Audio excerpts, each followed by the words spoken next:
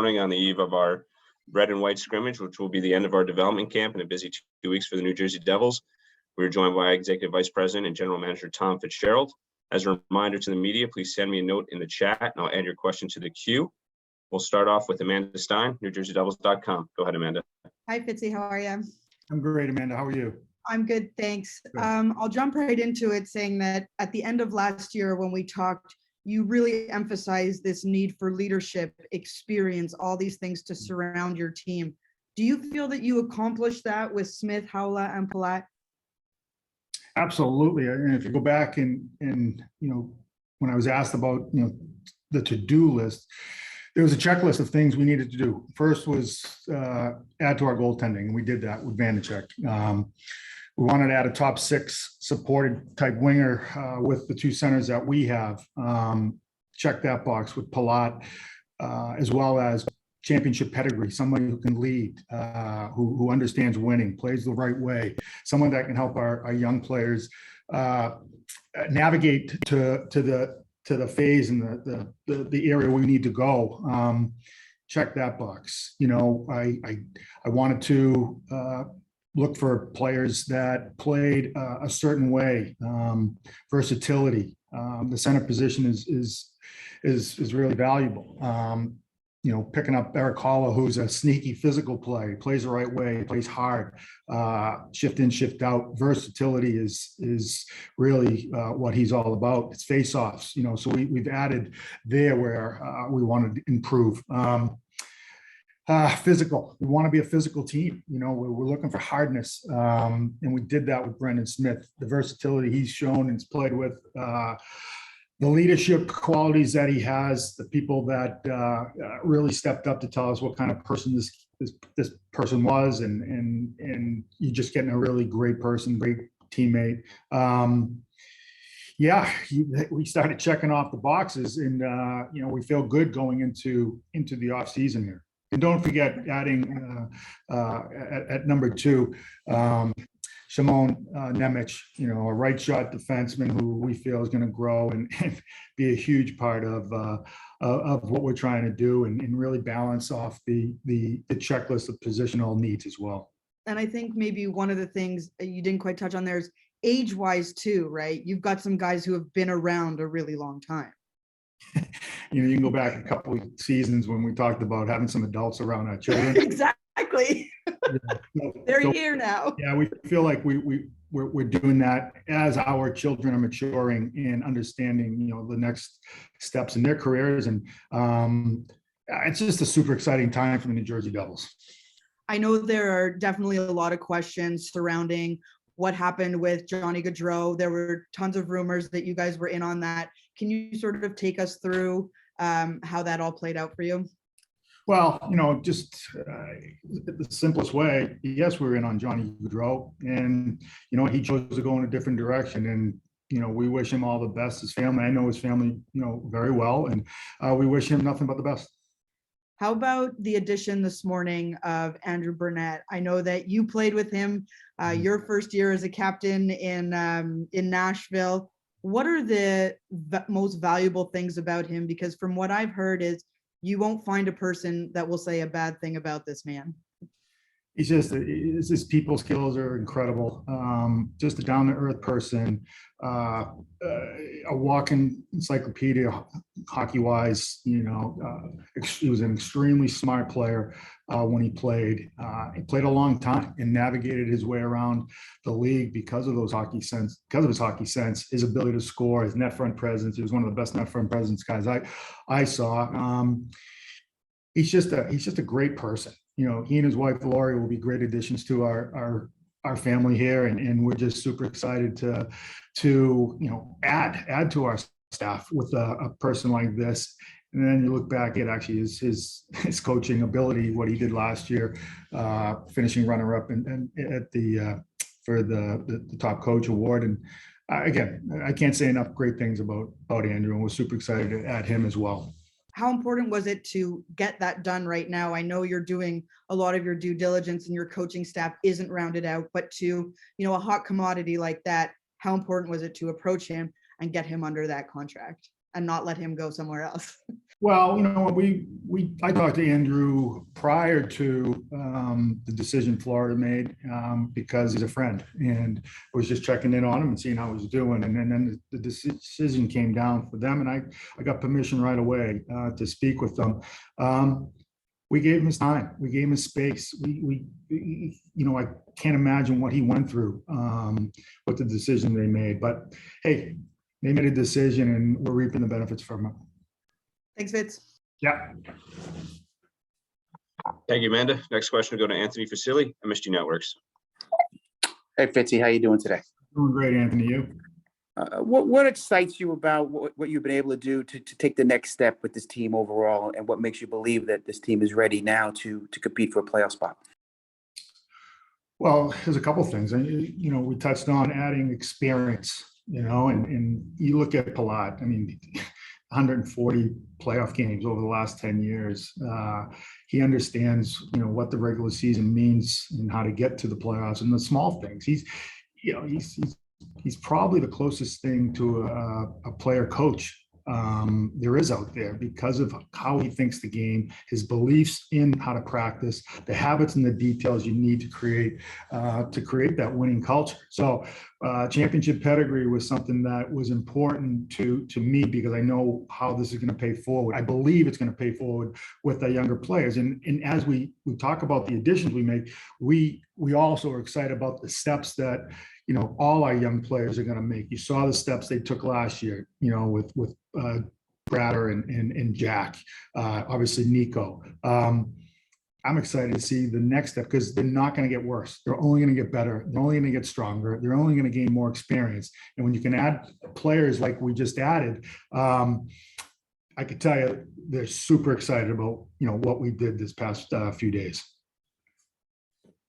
And specifically just on the Zacha trade, just what you thought, why that was important to add that player.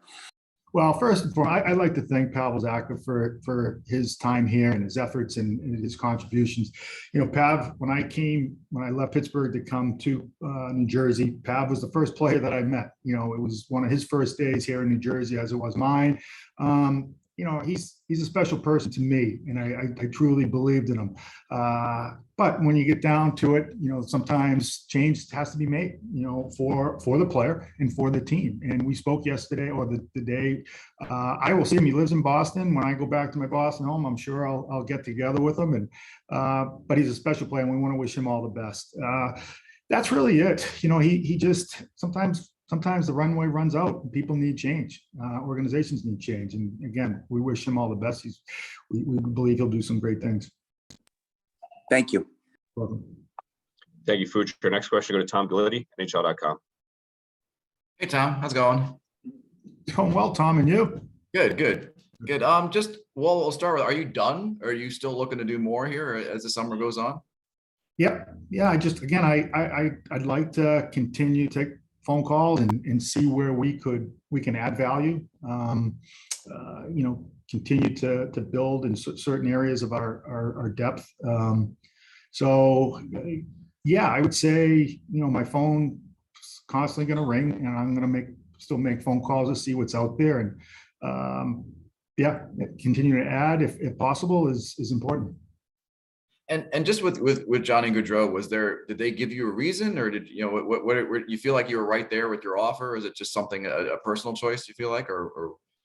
Yeah, probably a personal choice. No, I did not receive any reasons why. Just was going a different direction, and wished him and his family all the best. Where do you see Halla fitting with the centers you already have with Jack and Nico and Dawson Mercer? Like, is he talked yesterday, he hasn't played much wing, and maybe he played some this season, but where do you see him fitting, I guess? Well, like you talked about flexibility, optionality that he brings us. It'll allow us to start Dawson on the wing in a top 6 spot with him anchoring our third line. So that's exciting. When you looked at what at times where Jack or Nico playing with Mercer, Mercer's such a versatile player. Whether he plays center or wing, I think we're going to get the same. And we believe that this gives us an opportunity to kind of test drive him in the top 6. And how do you envision your coaching working with Lindy and Andrew? You think it's kind of, what can Andrew bring to Lindy, and maybe, how do you see that dynamic working? Well, I just think Andrew's experience in player development, understanding young players, communication wise, the experience he had this year, that he, again, 1 year as a head coach. So I think part of the reason Andrew chose us was Lindy Ruff, and how much Lindy wanted him on his staff, and vice versa, how much he wants to learn from Lindy Ruff and all the experiences he has over his 20 years of head coaching. So Andrew will run our power play. He's proven that he's very good at it. He's excited about that. Excited about where we're at and sees where we're going. And that's another part that he chose here. And he, I'm not going to lie, he's got a relationship with me, and that was important to him. Thanks, Tom. You're welcome. Thank you, Tom. Next question go to Ryan Novozinski of NJ.com. Hey, Tom, how's it going today? It's going well, Ryan. How are you? I'm good. I'm good. You got pants on today or shorts? I got shorts on, but I am at home. I'm not at the rink right now, so I am, nice and comfortable. Was signing Andre Palat always near the top of your list, or did you kind of shift gears there when the Johnny thing fell through? No. We targeted Andre right from the get-go because of the characteristics we valued in a player like that, in what he can believe what he could bring to the table and help us really have our young players understand, what it takes to not only get in the playoffs, but what it takes to battle through, round by round by round. And no, he was, trust me, he was at the top, right up there with right at the top of our list because of the things we wanted to bring in. So you'd say he's a player that can, I guess, like jumpstart a rebuild given his experience, or anything else? Well, if you go back 10 years ago and you look at where the Tampa Bay Lightning were and how he came in with that core of players and impacted, the history, the future of that franchise, those are the things he touched on, going through, not understanding how to win, learning from the guys like Marty St. Louis who were there at the time, and how Stamkos grew into a great captain, and there's just there was a lot of similarities. And listening to him on my call with him on Wednesday, again, I was like I was interviewing coaches. I was just super impressed. He's a detail-oriented person. He believes in it as I do. Habits and practice. Again, the things that he's going to bring to that locker room and what he's going to bring to that bench, and then what he's going to apply on the ice is something that we just were anxious to get. Where would you say, as it stands right now, your priorities are shifting towards in free agency, specifically with which positions are you looking to add depth to? I would say D. We would like to continue to look at what we have, but we also believe in our young players. We believe that Akachuk and Ball and even Riley Walsh could push for time here at the start of the year in a roster spot. But as you know, in free agency, the first 2-3 days, it's bang, bang, bang, bang, and then things die down, and you just kind of see what falls through and what makes sense and what characteristics you'd like to add that's out there. So we'll, we're gonna look at that, and if something comes my way where it's makes sense to add to the group because of what our future may look like in certain positions, and we'll do that. Do you think that you'll have a conversation with PK Subban? I already did. Yeah, I already had a conversation with PK before and just told him I wouldn't be offering him a contract prior to July 13th, but told him, hey, you never know, PK, maybe down the road. That's how we left it. I don't know. I haven't really thought about that right now. When you look at the makeup of this roster right now and the moves you've made so far, would you think that this is a playoff team? I think this is a team that is is ready to take that next step. Again, I don't want to throw goaltending in front of the bus, but I don't know what our record would have been. I don't know what our team looked like. I just can tell you what the numbers told me and where we were going if we had average goaltending. Unfortunately, we played our 4, 5, 6, and 7 for the majority of the year. And hey, I give them all credit. I think the experience Dawes and Schmidt got up here, I think that'll pay forward. But that was unfair to them. And then trying to depend on, a couple of journeyman goaltenders. Again, that was our choices. So I thought last year was going to be the year that we pushed for that. And unfortunately it wasn't.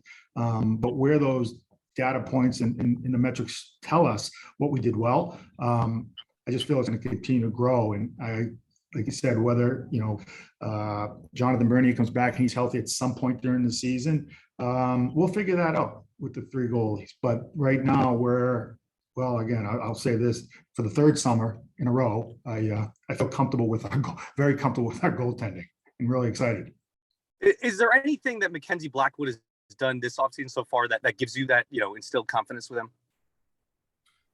Yeah, he healed and he's training and he's on a mission to get his game back. You got to remember that even the shortened year, he still had average. He was an average goaltender, but that's where he was.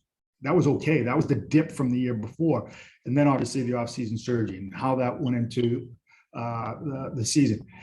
Last year's gone. It's by. We are again. I'm super excited what Mackenzie upside is going to be, and believe he's going to have a rebound year. And it was important to go out and find somebody who is as hungry to be a number 1 goalie and push each other. And then they said where Jonathan Burnett comes in, again, we brought him in for a reason to do that as well. We'll cross that bridge when it comes. But again, I think that position will help dictate everything else. And we feel real confident about that. Last thing for you, Tom, is there anything new on Jesper Bratt? Just ongoing conversations and trying to really find the sweet spot of what a deal looks like term-wise. Again, I said it to a group of people, like, we want Jesper here long-term. We do. We want him in there as long as we possibly can on a contract that we're allowed to give him. We just, negotiations are negotiations. People want this, teams want this, and you just try to find that sweet spot. But make no doubt, Jesper Bratt is a player we want to grow with here and into that next phase and beyond. Thank you, Tom. You're welcome. Thank you, Ryan. Next question go to Robert Aiken, NorthJersey.com. Hey, Tom. What does it mean for the franchise to be involved in negotiations with some of the high-profile free agents in the market and kind of make New Jersey to be a destination for free agents in the summer? Well, I said this last year. I'll say it again. I think New Jersey is a hidden gem. People don't know all that much. Players, that is, they come in, they play, they leave. Some stay in New York. Some teams stay in New York City. They come across. They have no idea what it's like to live here. The suburbs, the great suburbs, and what they can offer you. The school systems for kids, the simple life, the city life down in Jersey City, and what that offers you, or Hoboken, and then how easy it is to get to New York City. And I tell people you can't get a view of New York City if you live in New York City, but if you're across the river, it's a fantastic view. So there's just so much to offer, and people don't know that, and that's our job. Educating or selling our product. And I think where our young players are at, and people look inside and go, Jack, Nico, Bratt, they got Dougie. Now Palat, a winner, has chosen us. A journeyman, a veteran like Brendan Smith chose us because of what he sees. It's just a hidden gem, and we got to keep doing it. But at the end of the day, winning hockey games will help recruit players as well. This team was involved and they were successful last summer in terms of getting Dougie Hamilton onto this team. being on the opposite end of that this past summer in terms of Johnny Gaudreau, is there any level of disappointment in the franchise of not being able to secure that? I'm not sure I think we had a really good offseason versus the opposite of last year. Andre Palat is he's a top 6 forward. Johnny G was going to go play for one team. He didn't choose us. We tried. We made our effort. We pitched. But Andre Palat chose us and could have gone to a lot of places. He chose us because of the upside. He chose us because of what we could offer him, and again, what he felt he could help us with. Brendan Smith, he chose us because of what he saw and how he could come in and help us become a harder, tougher team to play against. So I think we did pretty well this offseason, with no disrespect, of course. Sure. Hindsight is 2020, but knowing what ultimately happened with some of the free agent negotiations, is there any regret for not being a little more aggressive early on with the trade market? No. I think there's a message you're sending your team if you're continually selling off. And I knew that was a concern or the thought of some of our players because of where they felt we were going, minus the issues we had. But we were scoring goals. We were playing better defense. We were a tight team. The kids really enjoyed playing with each other and saw it coming. And then a manager starts deleting from that. And I've got to conduct my business, but there's also something to the locker room and making sure our players believe that we are going in the right direction and we are trying to win hockey games or trying to put the best team on the ice. So, no, I don't have any regrets at all. Thanks, Fitz. Yeah. Thank you, Robert. Next question go to Tom Canavan, Associated Press. Hey, Tom, how you doing? I'm doing great, Tom, and you? Very good. Good. I just have a couple of quick ones. With the free agency, and you said you had Andre and Johnny up near the top or at the top. Was it an either or? Well, it's again, it'd be tough to bring both in it. Would it be? Maybe we could have done that. Really wasn't our focus. Our focus was in on both players. Both players could help us, of course. I'm glad Andre Palat picked us. Okay. And the other thing is Andrew generated a lot of, well-deserved attention last season as coaching the Panthers. Are you concerned that there may be teams coming to you during the season saying, we'd like him as our head coach, and would you stand in the way if that happened? Well, I know Andrew's committed to us. It'd be tough to move or allow in the middle of the season. Teams are respectful of that, to be honest. Again, Andrew chose to come here. Andrew sees the future. He wants to be part of it. And we're super excited about it. Okay, thank you. You're welcome. Thank you, Tom. Next question go to Greg Wyshynski, ESPN. Hey there, Fitz. How are you? I'm doing well. And you, Greg? Doing well, sir. Were there moments during the pursuit of Johnny where you were pretty convinced you were getting him? I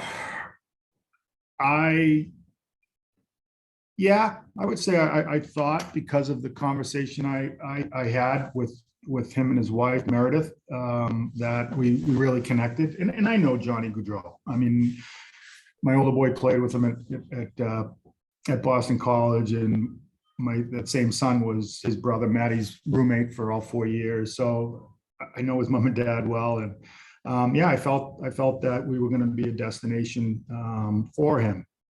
But I'm guessing so were other teams that were in on him. And, we put our best foot forward. And like I said, he chose to go to Columbus for the reasons he chose. That he could have gone anywhere. And we wish him all the best. Obviously, you have to kind of keep a huge chunk of money open if you're chasing Johnny.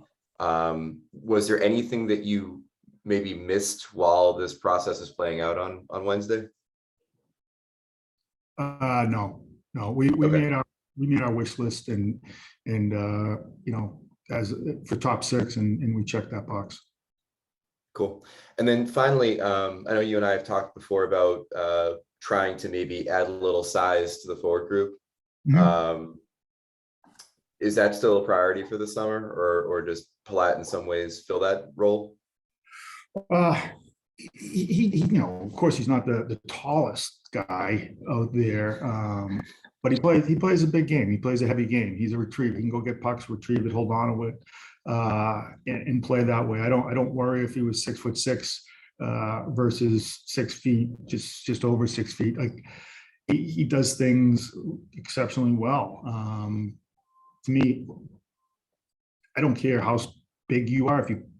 If you're 6'4" and don't play big, who cares? We've seen some of those guys come and go, right? But if you're 5'11" or 6 feet and you play like you're 6'4", give me that guy all day long. Right. Thanks, man. I appreciate it. Welcome. Thank you, Greg. Next question, go to Joe Smith of The Athletic. Hey, Tom has been around Andre for a long time. You'll enjoy being around him as a person. I can tell you that. Julian Breezeball said from the start he knew it'd be tough to keep him, that they were going to try to do it as much as they could within their cap situation. Like, when did you have a feel that Andre might be able to be available, come on Wednesday?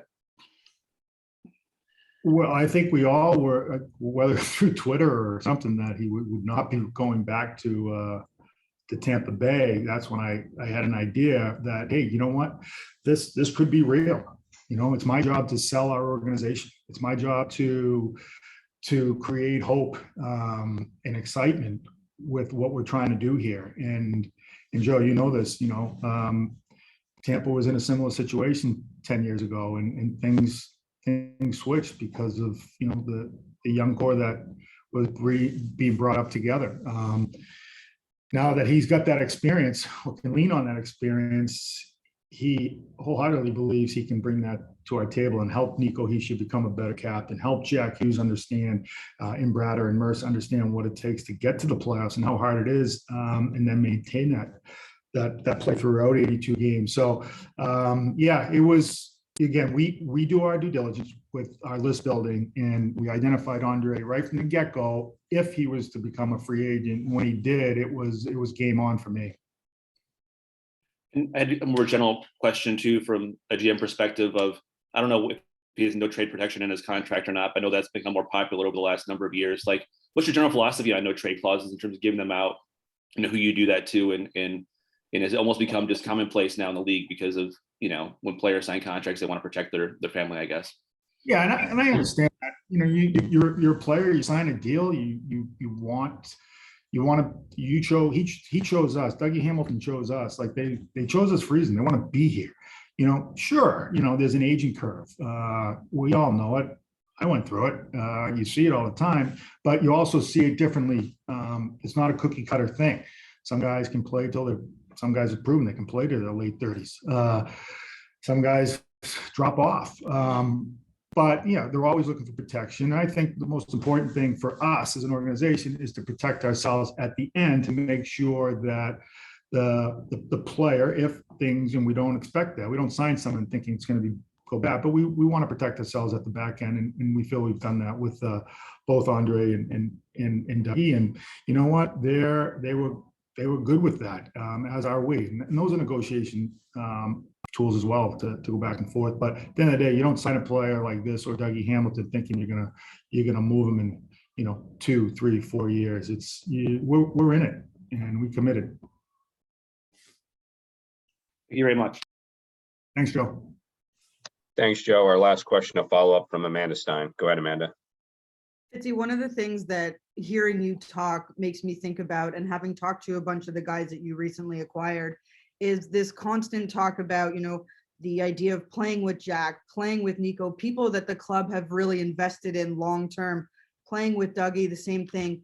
What does that say? Even if players don't end up picking this as a destination like Johnny didn't, what does that say when people are starting to talk about that and the investment that this club has made in those players. I think the investment part is important because David Blitzer and Josh Harris have proven that, that they'll give us any resource possible, especially outside of the cap, to become a place, an elite organization, an athlete care, performance, it's just the amenities. Like, they've given us everything to apply to recruiting players like this. I just think, it shows a lot on people choosing us. I think it's telling the league that we're coming. It's a great place to play. The fan base is passionate about our team. We're trying, from a managerial standpoint, to get us back to where expectations are and the standards that this organization lived with for a long, long time. And we're moving in that right direction. And I think people see that and understand. And like I said earlier, Amanda, just living here in New Jersey, unless you know about it, you don't know about it. And we're trying to educate the rest of the league and recruit, because it is a hidden gem. And just how much of that is exciting to be able to be in those races, right? Like for top free agent prizes, whether this year, last year, whatever it is, that type of investment, not every general manager has the opportunity to be in the hunt there. Yeah, and that's the phase we're at, because eventually, we've got some good young players coming, and they're gonna jump into those spots and offset higher type players with younger, cheaper guys that we're going to grow into higher paid players at some point. But drafting and player development is really the key, and that's what we've done, and we're seeing that now. We've got these pillars that we've drafted, that we've developed, and we're still developing them. They're not even close to being a finished product, and just trying to find pieces from the outside that can supplement, what we don't have inside, and really complement them and grow together and educate and have some experience. That's important. And we absolutely felt we checked that box this summer. Thanks. You're welcome. Thank you, Amanda. Thank you, everyone, for joining us. For those of us here at the RWJ Barnabas South Hockey House, enjoy the scrimmage. We'll also be streaming on NewJerseyDevils.com.